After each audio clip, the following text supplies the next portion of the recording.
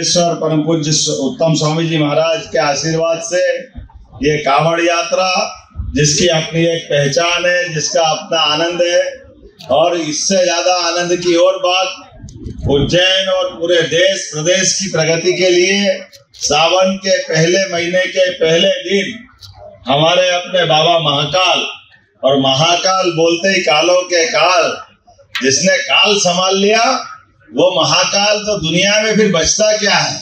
बोले महाकाल महाराज की अद्भुत छटा और अद्भुत तैयारी, अद्भुत व्यवस्था मेरी अपनी ओर से आज के इस बहुत बेहतर आयोजन के लिए।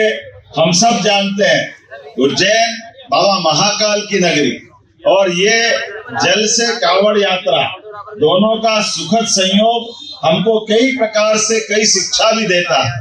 जैसे दुनिया की कई संस्कृतियां हैं, 200 के आसपास दुनिया के देश हैं, यूएन में तो 194 देश है, लेकिन कोई देश अपने कोई भी शुभ काम को प्रारंभ करने के लिए जल के माध्यम से कोई संकल्प नहीं लेता। अगर संकल्प लेता है तो भारतीय संस्कृति का आम नागरिक, ग्रामीण जन हो, शहरी जन हो, आम से आम व्यक्ति भी, वो अपना संकल्प लेकर के इसी प्रकार की व्यवस्था बनाता है। मैं आज के इस अवसर पर कांवड़ यात्रा में जल से जीवन, और जीवन हमारा समय निश्चित लेके आता है, तो जल में तो हमारे लिए परमात्मा की दया से परमात्मा ने जो 2 ऑक्सीजन मॉलिक्यूल दे करके H2O हम सब जानते हैं, लेकिन ऑक्सीजन के साथ हाइड्रोजन को मिलाकर जीवन मिलता है।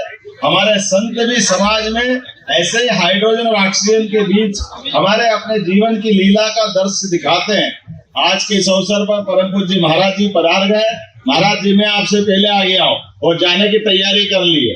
अब आपकी पूरी यात्रा आपके लिए मेरी तरफ से आपके आशीर्वाद के साथ बहुत आनंद से बीतेगी। सरकार भी मदद करेगी, किसी प्रकार के कोई भी कष्ट आए तो कष्ट के साथ सरकार पहले सबसे पहले खड़ी है। उनके आश्रय स्थान से लगा करके समाज तो वैसे सब व्यवस्था करता ही, हमारा समाज तो सारे धार्मिक कार्यक्रम चलाने में सदैव समर्थ होता आया, वो सरकार पे तो निर्भर ही नहीं रहता। लेकिन फिर भी सरकार के तय जहाँ जब आवश्यकता पड़ेगी सरकार पूरे ताकत के साथ खड़ी रहेगी।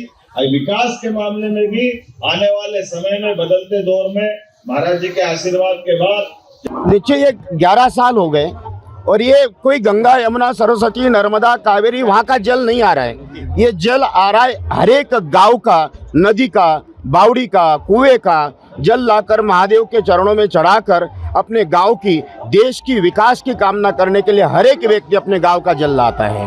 मुख्यमंत्री जी भी शामिल हुए थे। मुख्यमंत्री ने ही शुरुआत करी थी इसकी।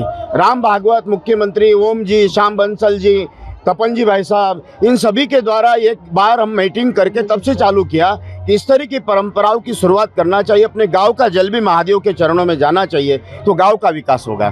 धन्यवाद। अगर आप ये वीडियो YouTube पर देख रहे हैं तो हमारे चैनल को सब्सक्राइब कर बेल आइकन दबाएं, और Facebook पर देख रहे हैं तो हमारे पेज को लाइक करें।